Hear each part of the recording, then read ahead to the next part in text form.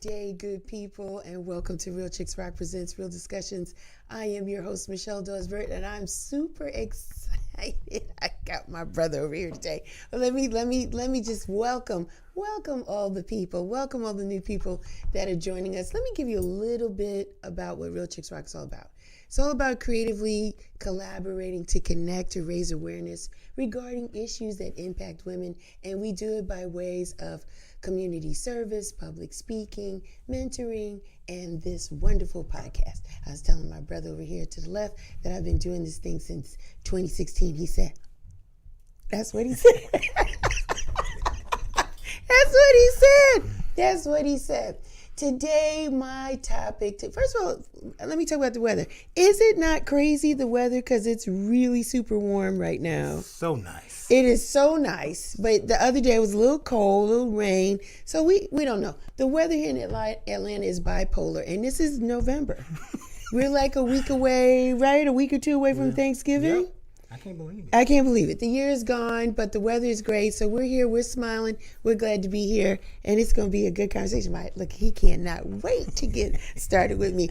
Listen, my topic today is making yourself the priority. Okay, he's rolling his eyes because he know he's about that life. My guest today is Courtney Redmond III. Hey, Courtney. Hey, everybody. How you doing? We are good. How are you? All right. You look great. You're great? Uh-huh. Yeah. Doing real good. You're doing real good. Yeah. I'm glad you could carve out some time to hang out with me. Because Sundays, for some people, it's a rest day for most of us. But you are busy on Sundays. I try. And I love working on Sundays. Yeah. I didn't think I was going to like working on Sundays, but I do. Yeah. We're gonna get into it. We're going to talk about it. My guest, Courtney, is a seasoned massage therapist with over 30 years. You don't look that old to have that much experience. I know, they tell me that too. You see what I'm saying? Specializing in deep tissue massage for chronic pain and injuries. Born and raised in Los Angeles, he graduated from Nova Institute in 1995 and moved to Atlanta in 1998. Don't steal my thunder. Those are some of my questions that we're going to ask. So I'm going to stop with the bio right now. California. Beautiful place. Beautiful place. L.A. City of Los Angeles. Yes. Loved it. Born and raised. Yeah. So how did you how did you leave that beautiful place? Because you do love L.A. I do love L.A., yeah. Yeah. How did you get to Atlanta, Courtney? Well, back when I was in L.A., I was living at my parents at the time. Okay. But it was that time when, you gotta make that transition out on your own. Okay. And Okay. And so forth. Okay. So when I didn't know if I wanted to be an entertainment lawyer or if I just wanted to do. I didn't know what my calling was. Really? Why entertainment law? Oh, because I was into entertainment. I was into singing and so forth and all that. So I wanted to know about the business. Okay. I wanted to make sure that I didn't want to be taken advantage of. Okay. Know about your contracts. Okay. Know about what to ask for, what not to ask for, Okay. and so forth. So that's the route that I was going with it. Wait a minute. Let's pause right here. Shame on me. I'm a little rusty. Forgive me. You were in the entertainment business. What were you doing? You were a musician of some sort, Court? I was a singer. Okay. I am a singer. Let me just say that. Come on and put it out there. Tell the truth and shame the devil. Yeah. Sung in the choirs. I was attended community college, El Camino College back in LA and so forth. Yes. I was in the choir there. We had madrigal singers and so forth. Wow. So I was going to churches and stuff and singing, performing there and everything. But were you singing from a little boy, Courtney, or just really in the high school years? When did the bug of singing grab a hold of you? I think it was junior high. Junior high. Okay. And on up to high school and so forth. Okay. So yeah, constantly every year I was in the choir all the time. You were singing all the time? I was singing all the time. Carrying on. Now, can you say who some of the famous people you went to high school with? I'm going to turn this way. So maybe the eye contact might be too much. Can you name names in regards, or you want to just kind of keep that to yourself? What's happening? I can go ahead and name names. Drop some names that you went to high school with. I went to junior high. I didn't know him personally, but I know I went to junior high with Michael Jamal Warner. And high school, well, the son of O.J. Simpson, Jason Simpson, that was junior high though. Wow. Okay. I went to who was it? One of his sons, Peter. I can't think of it. Tom. Can't think of his son, but it'll come back to me later. Not Tom Hanks. No. Not Tom Hanks. The one with the mustache. That's the thick mustache. You see him on Hawaii Five-0 or Peter Sellers. No. I mean Tom Sellers. Tom Sellers. His son, Peter. Went to school with him and everything. And there's a couple more I can't think of right now. And that was junior high. That was junior high. So then the high school years, what happened in there? High school, there's a couple that I have a couple of my good friends. Jeremy Ruzumna. He was a keyboardist for Fits and the Tantrums and so forth. So yeah, that was just a few. And somebody by the name of Campbell might have been one or two of those. Yeah, well, Erica Campbell was one that I was in the choir with at El Camino College. Okay. So it was the college years. So yes, definitely. So still friends today. I just want to throw that out. I just saw her recently. Yeah, she's in Atlanta. Yeah. She called him up, and they got to. Yeah, they got to hanging out. Good, that's good for you. Yeah. So you caught the bug. You're in LA. It's a beautiful city. Things are happening.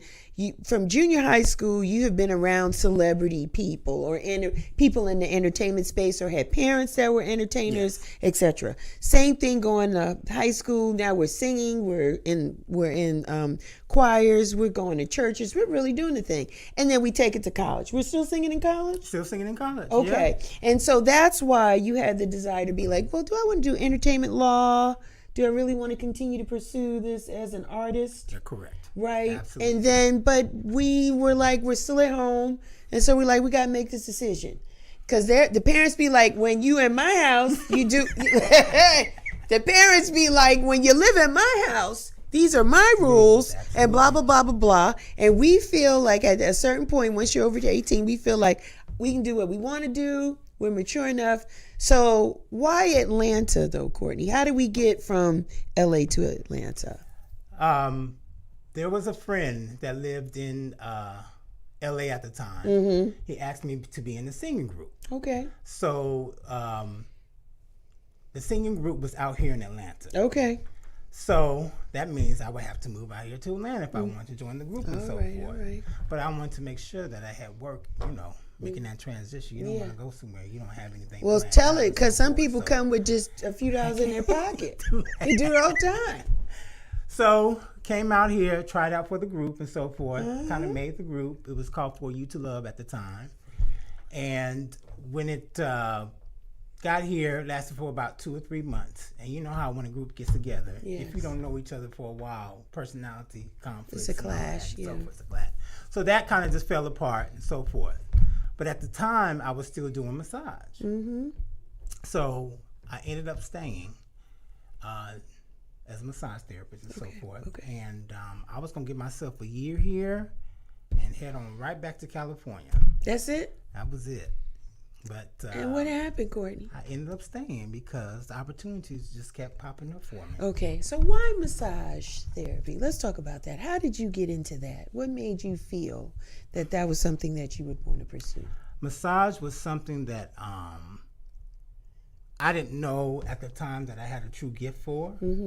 So the teacher that was taking me up under her wing realized that I had a gift for doing massage and so forth, and just learning stuff real quickly, technique wise, the language, the just to know how to handle the body, not being afraid of the body and so forth. So I ended up doing that. I also started I kind of fell into it by I used to massage friends on the side, just touch him here, touch him there, and so forth, and then and he's still touching. Every time he sees you, he hugs you, he's cracking a back. He's squeezing. The body's he's a wonderful squeezing thing. And touching. All right, go on. The body is a wonderful It thing. is, according to you. Go on now. So when friends would tell me, you need to be doing this as a profession and so forth. Right. So I never took it seriously until I got into school. And when I got into school, because I thought I was going to be doing this for maybe a couple, 2 or 3 years to get me through what I need to get through. And then, going to whatever the next calling was. Right, and so forth. right. But I ended up staying in this profession. And I've been loving it.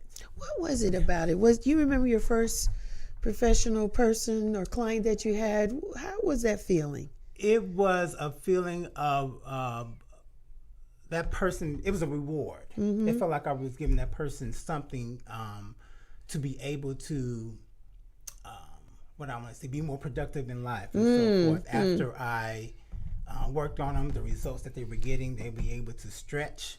They would walk better. They can think better. It changes your state of thinking. People have told me that I've helped them avoid surgery sometimes and so forth. Wow. And that in itself says a lot about the work that I was doing and so forth. So, and it took a while for me to accept that responsibility that I would help somebody that much in their life and so forth. Well, I just, the more I started accepting it, the more I started loving it more. But initially it was probably like, no big deal, right? Anybody can do it. Right, I'm not doing no big deal. Right. Come on. I'm not thinking on that. Stop gaslighting me. This ain't. Come on. This ain't. So, but it just became a real thing when it was like, what I want to say, it's like an itch for me to scratch. Okay. Because it kept bugging me. It kept bothering me. It kept pushing me. It kept pushing you. Really? It kept pushing you. And, when spirits talk to you, you just got to follow through sometimes. Yeah. So that took So you just kept doing. So you worked under a company or a franchise when you first started? Yeah, I started out at, it was called Massage Masters at the time. I don't think they're around anymore. Yeah. In Hollywood, back in California. I didn't even have to find another part-time job or anything to help me transition until my clientele built up. Okay. I went right into as a courier because I was putting myself through as a courier, and I transitioned right immediately into massage therapy and so forth. So that's how, I think lucky or grateful that I am that I chose this profession and so forth. But different spas. I've worked at Spa Sedale. I worked at Key Lime Pie. I worked at Blue Med Spa and so forth or so. And then, I would do home visits, do mobile visits and so forth. And now I have my office and so I have people come to me. So we're going to talk about that. So you was working for different retailers or people that had franchises in the massage therapy profession. You build up, people are trusting you. I know how it's going. They want Courtney. We want Courtney. That's what they want. Courtney. Can I have Courtney? Is Courtney available today? So people are requesting you. When did you realize, you know what? I don't really need to do this for a company. I think I'm ready to do this on my own. When did that revelation hit you? That hit me when everything tanked back in 2008. Was it 2008, 2007? Was that the Clinton years? Who was the president? Obama. And so when that was happening, they were cheapening at the time. I felt like our industry with these half-off depots, Living Social, these get Groupons. The Groupon eras, So what that was doing, that was, in my opinion, was kind of cheapening our industry. Ooh. So it was cutting into our pay. Okay, And I knew the type of work that I was producing, it was worth more than what they I were was getting paid. You're more than a Groupon, Court? We're more than a Groupon. Yes. Absolutely. Groupons be $25, $50 for two people or something like that. It. Yeah, to get them in the door. Yeah, I get it. And get them in the door. But after a while, that keeps going, as a cycle that is just not. I'm not able to pay my bills with that. Yeah. Okay. I had to come real with this. So that's when I knew. And working hard. Because your quality didn't diminish. Nope. You didn't give them Groupon type work. You gave them professional services, and it was still so, and nothing to come home consistently. Yeah, it wasn't enough money. Okay, so Right. you said, let me step out. Let me step out on faith and see what happens. You know, because there's a lot of people who out there who even thought I would have stepped out long before that I stepped out. Yes. And as an independent. Did clients come with you? Yes. Okay, they're not supposed to interact. Is that what you smiling? You was rubbing? You was rubbing on them, deep tissue massage. You was getting them like, you said, "Oh, by the way," you hit them with the "by the way." This is my last week, and they said, "Oh." Yes, some eventually found me. Yes, I know that's right. So, man, you know, once you like something, you know, you're gonna find a way. When there's a will, there's a way for you to find what you like and what you want. Yeah. You know, the thing about you, Courtney, is it is very special because you're not just a massage therapist. It's almost like you're a transformational kind of person. We're going to get into that because you have certificates and licenses and things to represent the direction in which you're going. But when I met you, and I'm sure other people felt the same way, it is a release to get on your table. All jokes aside, right? Really serious here, because your mantra has always been take care of yourself. Don't let life throw you to and from. You make sure you get a hold of yourself and take care of yourself first. And so that's a lot of bodies that you've touched. Most of them have been recurring clients, which have been great, right? And your clientele is not ordinary or average people. You're touching athletes, doctors, some people in the entertainment business that did not know that you were a musician or artist. It's kind of like a word of mouth thing because this digital platform is just now you're starting to have a presence in the digital space, but it's been man, this guy worked on me and I feel so much better. You've got to see him. So it's been a reference, but you feel what we carry. It's not even just okay, let me just get this money. I'm going to rub on these people for a little bit, have the aromatherapy going in the room. Absolutely. And the smooth, cool jazz happening. No, you are putting in blood, sweat, and tears for every person that comes into you. Is that's a safe assumption? Absolutely. And we, I could say we come with different variations of pain. Can we talk about it? Is it from lower back pain to toes, feet? Like what is it that's going on? Yeah, it's mostly neck and shoulders, lower back. Yes. It's from arms. You got numbness in the arms. Right, and so forth. Right. We carry stress. We're carrying the weight of the world. Right. We're carrying everything that's going on in our lives. Family, responsibilities, you know, just being, you know, carries a lot of stress and so forth. And people who are just mostly are very active, you know, carry stress that way too. Yeah. I mean, like I said, I deal with a lot of people with lower back issues, which is my favorite thing to work with. People who have sciatic problems, migraines, headaches, and so forth, and all that. I mean, all sorts of issues. You know, is it something that you want to figure out without? Well, the doctors couldn't help you. That part. If the doctors couldn't help you. That part. And you want to go the holistic route? Yes. Bring it over here. Bring it. You're going to figure it out. We'll figure it out. I will figure it out for you. If not, we'll come up with a resolution somehow. What I appreciate about you so much, Courtney, as a client and as a friend, but we're talking from a client space, is that it amazes you how the human body holds this pain. And how we carry it for years. Some of us have been in pain for years before we come and see you, right? And it's almost like getting up the nerve to see you, right? Absolutely. Working through the embarrassment, right? Because we feel like we're supposed to be in this perfect physique for as long as we're here on God's earth, right? But reality happens, life happens. People have accidents, they slip and fall, they're in a car accident. Stress is a thing all by itself. It just eats at our nerves and our body. And so when we lay on your table, you are amazed at the fact you say to me, I'm gonna be transparent. You say to me, and you're able to walk? How are you able to walk? Because I had problems with my hips. And you're like, hi, and you feel what we feel when we're on that table. Yeah, your body carries emotions. Oh boy. Yeah, our muscles, we carry emotions way from the past. It could be recently. My gosh. And the trauma our body goes through sometimes from a car accident or just trauma in the life of losing someone and so forth. Yes. All of that stuff can come up during a session too as well and so forth. So I try to make it to where it's a safe place for people to just release that emotion without judgment. And stuff.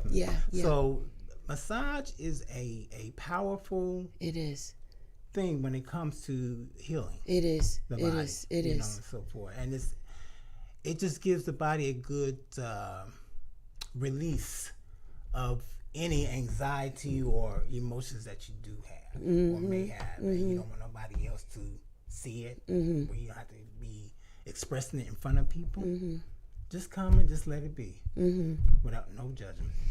The thing is too, Courtney, this is touch. You are in a person's personal space. How do you make them feel comfortable? And let me say this, you have clients that are men and women. Correct. Am I correct in saying that? And it is not even though you are a handsome African-American male, your clientele is white and black. It doesn't matter. Sexual preference doesn't matter. We don't care.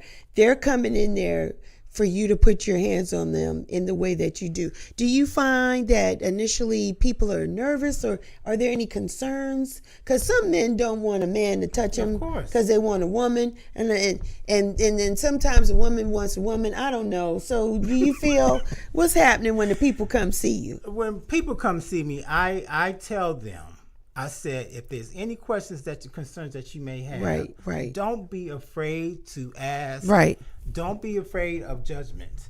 Just come, and even if you think the question is stupid, just ask me. Right. And so forth. And I just try to make it as comfortable as much as possible. I'll even come up with some questions for them they want to ask. Right. And that'll get them going. Right. And so forth. But yeah, going back to, men not wanting to have another guy rub on them and touch them and all that. There's therapists out there for that. Understood. But that's not what I'm about. That's not the work that I do and so forth. So I try to educate at the same time to let them know that's not where we're at. We're here to help heal something, to get to a problem, an issue muscle-wise that you may have, and so forth. But this is not about a sexual contact, I know it's about a certain way how you touch a body to let them know your intentions of what you're there for, and so forth. And I'm here to help heal you from your pain and so forth. Exactly, exactly. And that's that's the bottom line. That's the bottom line. Just make them feel comfortable, because they're going to be uneasy because they've let either the internet educate them, or they, he did this and he heard this, I heard this. Right. And here you come. You're going to set the tone the right way. I want to talk about, Courtney, the difference between just a regular massage and this deep tissue massage that you are so good and passionate about. What are the differences? The difference is like Swedish massage is working on the circulatory system, which is on the surface of the body. So you're not really trying to work out any trigger knots, any points, anything that's knotted up in your body. You're just really just working on circulation. And that's good for the lymphatic system too. Which our lymphatic system is what holds toxins in our body, and so that's like our own filtration system that we have and so forth. Now the type of work that I do is deep tissue, and I do a combination of some of this lingo may go with some people's heads, but like I could do a combination, some Swedish, deep tissue, sports, acupressure, not acupuncture, but acupressure points, and also sports. So I do a combination of 2 or 3 of those techniques all rolled up and so forth. And so what I'm getting to, I break down what we have adhesions in our body. They're like glue.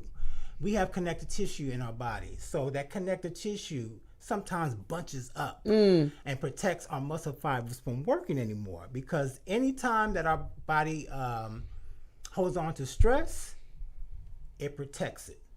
It stops working. So that's why you feel like sometimes this is locked up, this is stiff, I can't move, because you're trying to make something work that doesn't want to work. Oh, wow. So what I try to do is go in there, release the muscle fibers, the connective tissue, to release the muscle fibers so the body can work like it wants to work. Okay. Because the body wants to work. It wants to work. It wants when to work. you feel these knots or these tissues that are just tight, and you start working on them, do you feel the release in the person's body right away, or it'll be a couple of sessions before you get there? How does that work?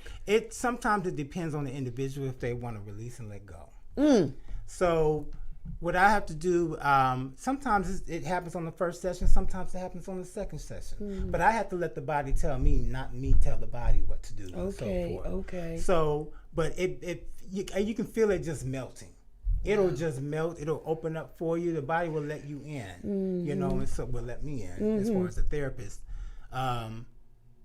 to get to the core of the problem. And so I have to let the body talk to me. That's all. And it'll guide me, totally guide me. And so, you know, and that's when people get amazed. Even if they don't tell me where the problem is, your body's going to tell me, like I say, your business. Yeah. So I know. where to go. I be telling it to shut up. Be quiet. You talk too much. It's just telling Courtney, help me, Courtney. Over here, Courtney. It's just annoying my body. Just a mind of its own. Courtney, help us understand, because again, it isn't just a deep tissue massage experience with you. It feels transformational. Help us to understand how to do better with making ourselves a priority. What would you say to that, Courtney? Accepting what's going on with you at that time. Meaning that just know you can't be productive in life without your body. Okay. You can't do anything without your body. Okay. You can't walk. You can't sit down. You can't be there for your kids or your family or, you know, your job and so forth and all that if you don't make yourself number one. Right. It may be selfish, it may be selfless, but it's making you be a better person in life to yourself and to that individual next to you or whoever you have to be there for and so forth. So once you realize that you can't keep pushing yourself,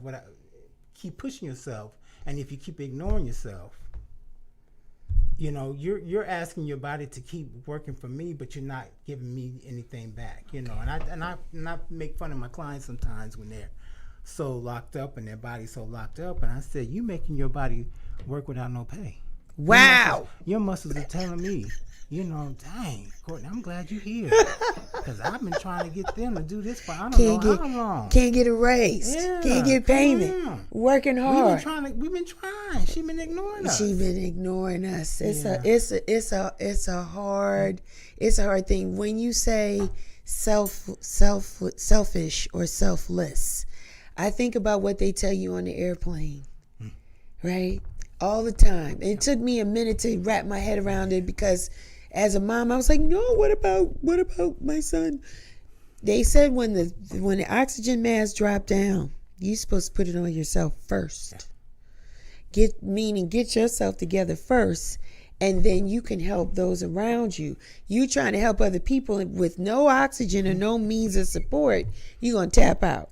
Really, realistically. And so and do you find, Courtney, that it's harder for us melanated people than it is for others to prioritize ourselves? Or not really? Yes and no, because they're about getting that bill paid.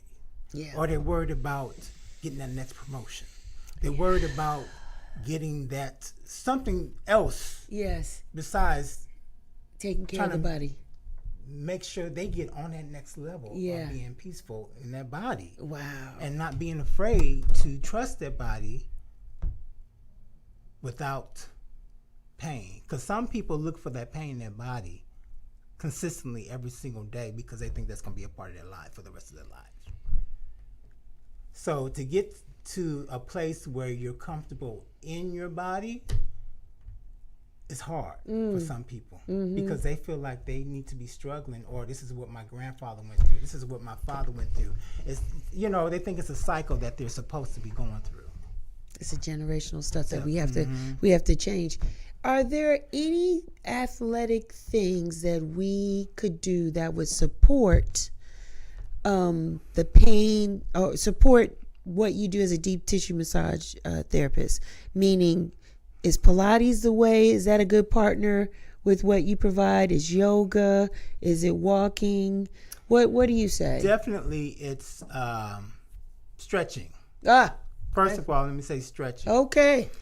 So stretching helps elongate the muscles in the body and so forth. I don't stretch enough. So it keeps space for our muscles to be able to move. Yes. To take pressure off of our spine, and so forth, especially on your back. Well, spine is your back. So yoga is a good way of doing that. Yes. I do hot yoga at least once a week. If not, I'm addicted to hot yoga. I love it. And it's been able to support me all these years. That, Pilates, working out, will help, keep your body flexible, keeping oxygen in your body, circulation going and so forth. And what about water? Oh, definitely hydrate. Hydrate. Yeah, keep your body hydrated. It helps with keeping your joints lubricated, keeping you moved, just keeping you where you're supposed to be, where you need to be. Skin looking real good. I know you over here shining. Courtney got good skin because he drinks the best water. Yeah. I love my water. I'll drink it when I'm working. Yeah. I got my water sitting right now. Yeah, you need it. Your sessions are 60 minutes to 90. You have got on the table with people. Let's talk about it. Like knees on them. Like you get in there. That. Yeah, when necessary. I've gotten on there because back is my favorite area to work on. Why the back, Courtney? Because the back carries the most stress. That's where people have most of their pain. Is their back. You got the lower back going on. People, that's where their sciatic issues going on. I like to work on. There's two major muscles that I like to work on the back. It's what they call QL and psoas. QL stands for quadratus lumborum. So it's known as a hip hiker in the hips and the back. It's connected to your lower back, to the top of your hips and so forth. So those two major muscles in the back are where people mostly have chronic pains coming from, because it compresses the spine, which is put pressure on the disc, and then you have the disc pressing on the nerve, and so that's what creates the pain and so forth. So when you're dealing with sciatic nerve or sciatic pain or something like that, most likely the QL or the psoas is affecting that.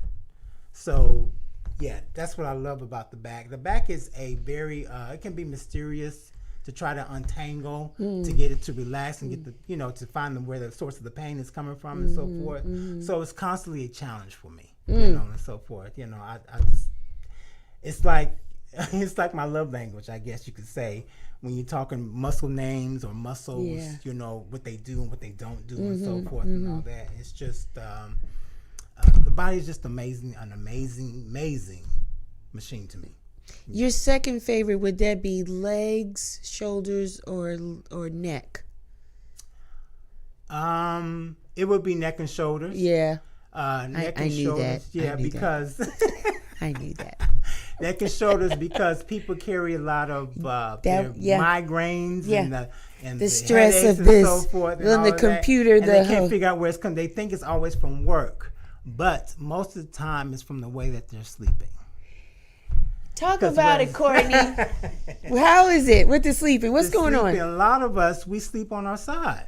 Yeah, like the fetus position, or just in the fetus position, or just with your head, tilted, or you may not have a pillow. Some people have a flat pillow. Some people have 2 or 3 pillows that's pushing their head all the way up to the side, and they're wondering, what's going on? Why is my neck hurt? Why is it hurting? And so forth. Sometimes we sleep with our arms like this. Yeah. I stopped doing that. I so stopped. Forth. I don't do that anymore. That puts stress on you. So the recommendation I give to people, if I know that they're side sleepers like that, or they like to sleep with their arms straight up over their back and so forth, that puts stress on your shoulders. Really? And so forth. And that puts all of this, it pulls on your pectoral attachment muscles and all your shoulders, your deltoids and all of that. But a lot of people don't think sleep is going to affect them that way because what? I'm sleeping. I'm resting. Mm-hmm. What are you talking about? Mm-hmm. You know, and so forth. It's like, yeah, because your body's in that one position for so long. For hours. It's stressing out those muscles. Is it? Wow. It is. Wow. So, you know, the positioning, the best way to sleep is sleep face up. But not everybody's going to be able to sleep like that throughout the whole night and so forth. No. So most of the time we're sleeping on our sides or on our stomachs, which is the worst. Because when you're a stomach sleeper, your head is turned. You got to breathe, right? Yeah. So your head's going to be turned to the right or to the left. Yes. And what that does is put all that stress on your neck. And then you wake up eventually not knowing why my neck is all achy and feeling I got a headache or I can't turn or, you know, I feel like my neck is spasming and so forth. So, yeah, sleeping plays a huge role. It's a huge part. So should we just get the boots and hang from the upside down like a bat and just sleep that way? Sleep that way. You hanging upside down? Straight up like that. I can't do it. Sleep like you're in a coffin. Yes. No, can't do it. I don't do that anymore because I hear your little voice. Tell me, Michelle, don't do that. So I don't do that anymore. But it is a balancing act at night. Once you're educated, you can't go back to bad habits. You try not to. You try to at least do the pillows the right way. Maybe you move your neck around. Maybe you turn around, turn your body over. You know, you try to do something. But I guess the win is maybe just the stretching.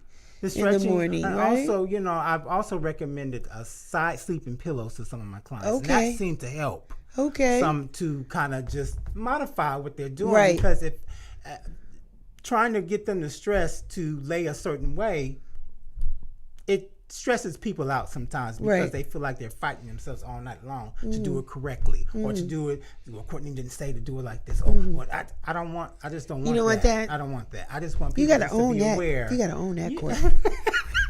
Yeah, here we don't know what to do I with just ourselves. want people to be aware of what's going on. You gotta own it, Courtney. So yeah, I want to ask you because you sound like a bottle of brilliance over there because you're talking about the joints and the QL and this and that. Becoming a doctor is not something you want to do, or it's on the radar? It has been on the radar. I asked the right question. I've been told that, you know, you need to have an MD behind your name. You should that PhD, boy. You know, you need to have this because you are so passionate about what you do, and the way you educate, the way you just know the body so well, and you help people, and you don't mind helping people, you know, and so forth. So this is one of your callings, and you know, we'll see. We'll see. Let me say that. That's all we can do is we'll see. Yes. But you are a coach. Talk about the coaching part or profession in your life, and say the name, say the title. I'm listening. We're listening. Go on. Transformational healing coach. That's it. Is the title. Yeah. Almost like a life coach. Yes. You know, and so forth. And what led you to do that? I was in a place where, you know, when COVID hit, it makes you think outside the box because we as people in the healthcare industry, we couldn't touch bodies or anything when COVID was going on. So everything, you know, transitioned to online. So everything was being taught online, and I kept wondering, what is it that I can do outside of massage therapy? And one of those things are, you know, I've seen to encourage or help people in the past with some coaching in their careers and so forth. So it just made sense for me to try to go ahead and transition somehow, when I don't know yet, into doing some life coaching, or transformational healing coach, I should say, you know. So it's very it's in my calling. I haven't realized what niche I want to go in that field in with yet. Okay. And so forth. Okay. So it's something that's on my radar, and I'll be definitely working more into that next year. Okay. You heard it here first. Congratulations. Congratulations on that. And next year is right around the corner, so you don't have a lot of time. I don't have a lot of time. No. About 45 days or so. I can't procrastinate. No, can't do that. Procrastination is not on the table. It's not an option. I'm going to ask you, because you look great. You don't look like you've done anything for 30 years, but you've done it for 30 years. Yes. And you've seen the shift in the culture, just with human beings. We care. We're starting to care more. Even though there's more stress and things like that, I feel that we're activating health and wellness more on an individual level. Would you say that's what you're experiencing too? Definitely. I think I'm going to say the climate that we're in. Yes. Is creating more people to be more aware of what they're putting themselves through, because people want to live longer now. I think 100 is the new age where you might transition at that point. Absolutely. Yeah. And it just seems that people feel like they see the more that they care about themselves, the more they take care of themselves, the more they enjoy life. Wow. The more that they, can be there for their kids or for their family. Wow. They're realizing the importance of it. You feel good. You don't have to be mad or angry all the time and so forth. You've got an outlet to go to or to do. So it's just accepting what you want out of life. Okay. And things are different, right? For our parents, or even when we were younger, there was a trust in the foods that we ate, right?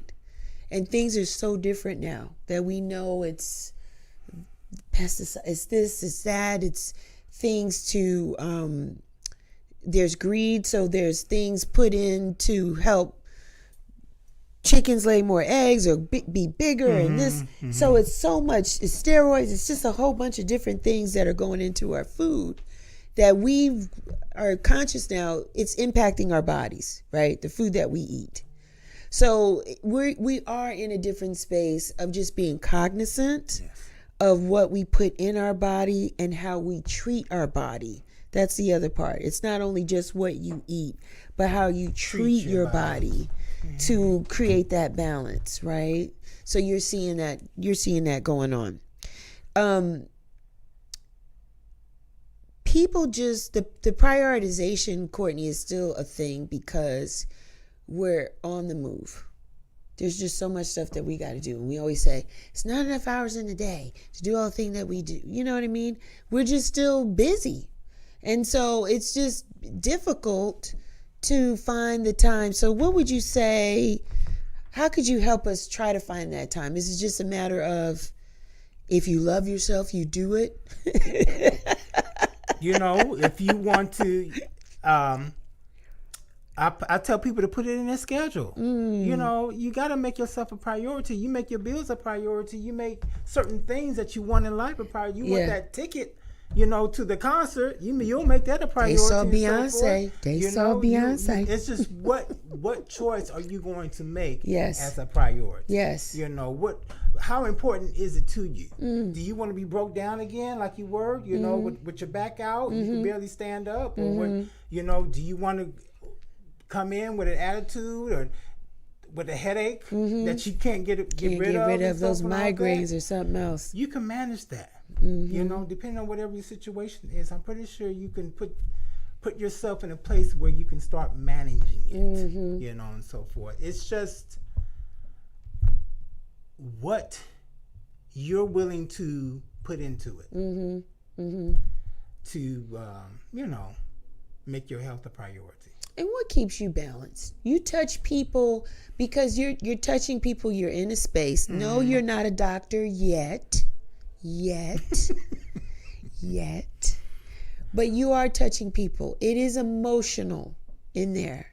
And the emotion can be exhilarating, like they're excited because they feel better, or it could be that they're sad that they feel better, but my God, they kept this pain for so long, and finally there's some relief, and so they're emotional with tears. So you got all of these things going on in there. How do you, at the end of the day, find Courtney? What balances you after having a day of dealing with people? After having a day of dealing with a lot of people who carry emotions into in their body, into my space and so forth, I have to make sure that I'm not holding on to their energy. Okay. I have to make sure that I'm breathing through my my channels of chakras. Okay. Put that out there and so forth, that I'm just not holding on to their energy. I have to make sure I'm breathing through it. I'm not holding on to it for whatever they're going through and so forth. There's something that I've never really had to, cleanse myself of, consistently. So it's just something I think that happens naturally when it comes to me working on people and their emotions and so forth. And I have to lay down after I'm done. I have to take a few minutes, 30 minutes, an hour, something like that, and lay down on my table to kind of just release and let go. Yeah. And what I just witnessed, because there's some things I see on the table energy wise that I don't speak of. I understand. I understand. So forth, but it's I don't know. It's just something that I've never really had an issue with. And I know I have other colleagues who have. Hold on to other people's energy, negative energy. Yeah. And just then they know what to do with it, and so forth. And some negative energy will take you right out. Take you out. Yeah. But that's why you can't get caught up in it. Yeah. That's a tough thing. Practice. That's a tough thing. Yeah. Because we carry energy from friends. You know what I mean? Or family. And so you got different people who you don't have a relationship with. And so again, being in personal space is critical. And it is only for those that are called to do it, in my opinion. Just my opinion. Because you are so good at what you do, you ain't got to say it. I'm going to say it. You ain't got to say it. I'm going to say it. I'm going to pour a little tea. Not too much. You touch celebrities. That's all I'm going to say. Your client base is not just the working doctors, athletes, regular folks like me, project managers and people that work in IT. No, you touch people, artists, musicians, celebrities, that type of stuff. They trust you, to help them get where they need to be physically, because of the stress or the enjoyment, the work, the grind, the performing, whatever it is. They need to be in a safe space where people are not going to fanboy them out and get to it. And you get to it. And they're like, man, when I'm back in town, I'm going to need you to do this again. Where have you been? And they've passed your name on to other people, and there you go. So now you have an underground network of people that trust you because, again, you're good at what you do. And it's not about the money. It's about the wellness. And helping them understand, listen, this is what I discovered when I was moving this muscle, this joint. You seem to be using this line. They'll go, yes. They confess once you realize you've identified. Because some people don't tell you nothing to see, can you discover it? Right. They want to test me. Yeah. They want to test if I'm the real deal. Yeah. That's what they're doing. You get that. I know Go you ahead do. And test me. Yeah. I want you to test me. Right. Because you're going to find it. Go ahead. Yeah. And that way, I'm not here to play. Yeah. I tell it like it is too. Yes. And I don't want to sugarcoat anything to anybody about what's going on with their body and so forth. Yeah. Like I said, I'm not a doctor. I can't figure out or diagnose or anything like that. Right. But I can just tell you what's not going a doctor on yet. on the surface. Yes. And what your body's telling me for that moment. And shouts out, kudos to you, Courtney, because COVID, it was a thing. And we were challenged to be 6 feet apart and wear masks. And you still were able to, no? How was it for you? I was still able to work through that. Yeah, that process and so forth. We still have to put on our mask and everything and so forth. Most of the time, I made sure that my clients were face down. Yes. That way, yeah, we're not exchanging any right air. Yeah. But they needed you because even though the world has shut down, their pains were still with them. And the stress might have increased because of the COVID. Absolutely. And so they were like, if there's nothing else, I need Publix to be open and I need Courtney. I need groceries. And I need this massage because I don't know. And guess what? Since I'm not rushing to the office like I used to, I can. There's no reason why I can't see you. Right? So it was still still doing its thing. When we were allowed back into the office and so forth. So it was I was going to say touch and go, but it was challenging to work through that process because people were starting to get stressed at home. Because now you're around your kids. And the husband and wife. And everything. The whole thing, the whole unit. Yeah. Some people came out was divorced. They didn't make it. Some said their kids to boarding school. They didn't make it. Yeah. And I helped them through the process. You helped them through the process. I know that's right. What would you tell up and coming massage therapists? What would you say to them as a point of advice or suggestion to be successful in this business? One is love your craft. Okay. Love what you do. Okay. Don't do it for the money. Okay. Don't just get out there and well, he didn't pay me. I don't know. Do it because you're passionate about what you're doing and so forth. Okay. To last in this business is what you're eating, what you put in your body and so forth.